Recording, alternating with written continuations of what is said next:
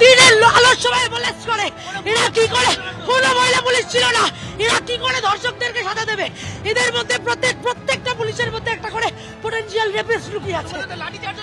আমাদের উপর লাঠি চার্জ করেছে, আমাদের কমরেডদেরকে নিয়ে যাওয়া হচ্ছে, আমরা আটকেছি বলে আমাদের চুলের মুঠি ধরে কথা লাগিয়েছে।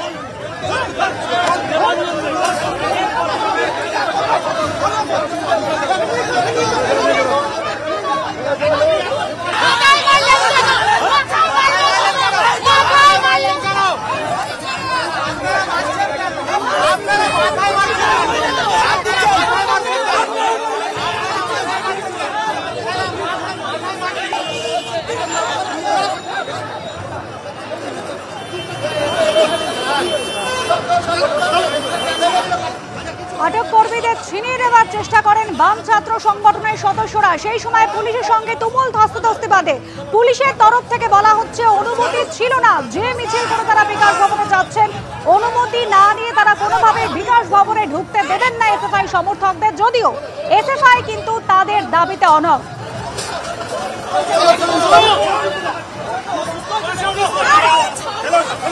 কি হলো? আরে আমরা কি ক্রিমিনাল নাকি? আমরা কি ক্রিমিনাল? আমরা কি নিজেদের কথা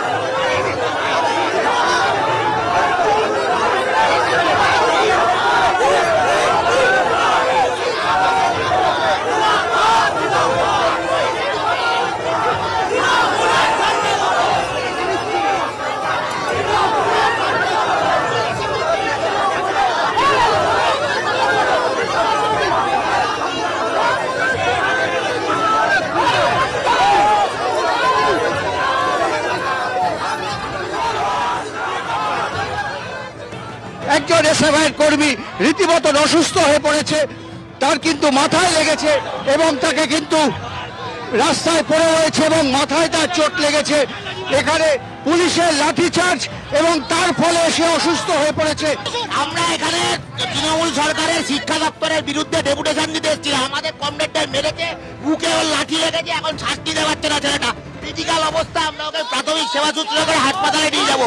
দালাল পুলিশ যারা আন্দোলন করতে যাচ্ছে তাদেরকে এভাবে মারছে আর কাটপানি ঘরগুলো ভিতরে ঢুকে বসে আছে। এভাবেই আমাদের সরকার চলছে।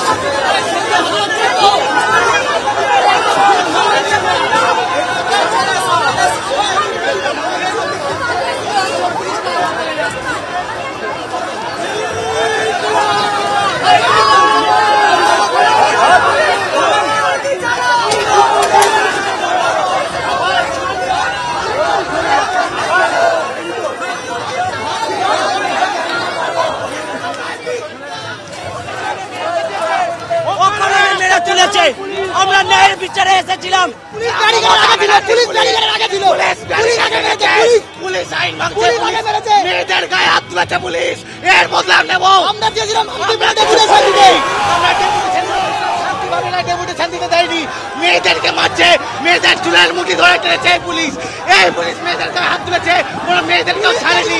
পুলিশ নিয়ম ভেঙেছে, পুলিশ ব্যারিকেড ভেঙে গিয়েছে।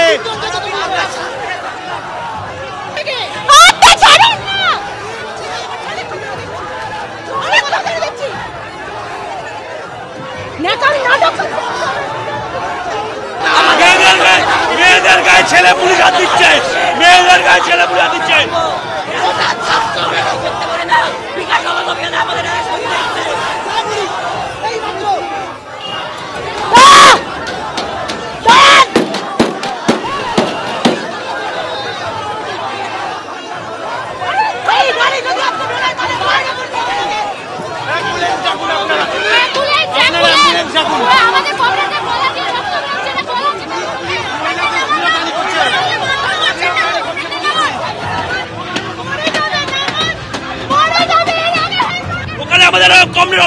পড়েছে, অসুস্থ হয়েছে, তাকে মেরেছে, অসুস্থ হয়ে পড়েছে।